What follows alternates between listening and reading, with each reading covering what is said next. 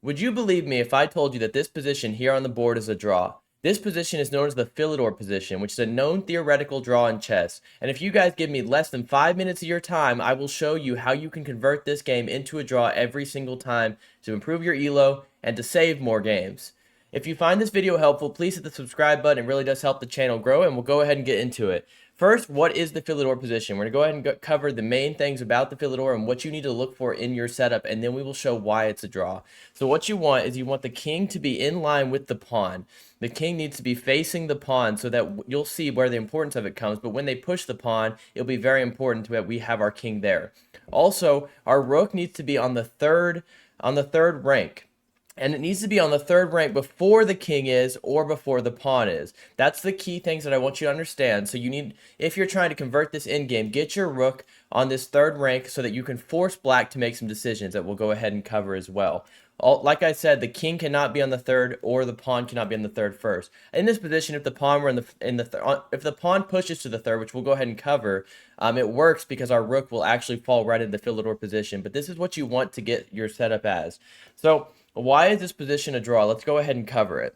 So it's white to move. So let's just say that we make a waiting move because it could be black to move. Either way, it doesn't matter. But what you want to do is keep this rook on the third rank. Now here you're making black make a decision.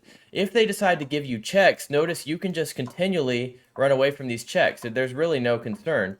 So the checks obviously don't work for them. So then they might think, well, we need to push this pawn up the board to promote. Obviously, they can't move their king forward. If they were to move their king over here to try and chase your rook, let's just give an example. Well, you could just swing over this way because the key is that the rook is on the third rank.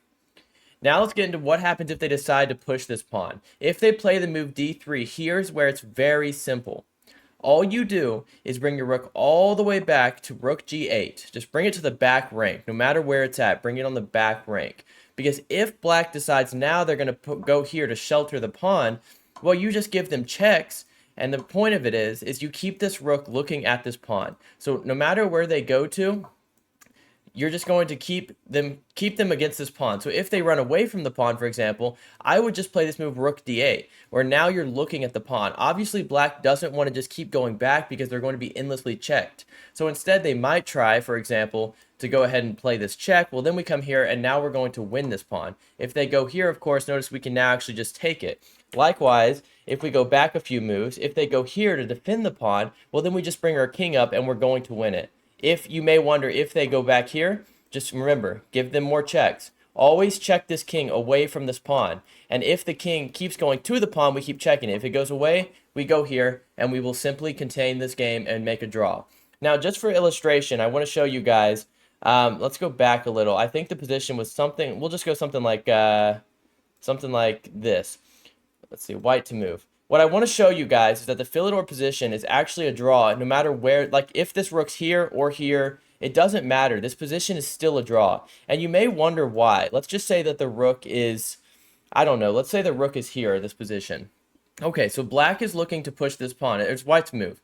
So actually, in this position, you can play the same idea, rook c8. Now, if they come here, this is a very important thing I want to cover. The last thing I want to cover, really, is if this position is different. And now let's say that black has the opportunity to bring their king to the third rank, which obviously we do not want. Let's say now they play this move, king e3, threatening a checkmate.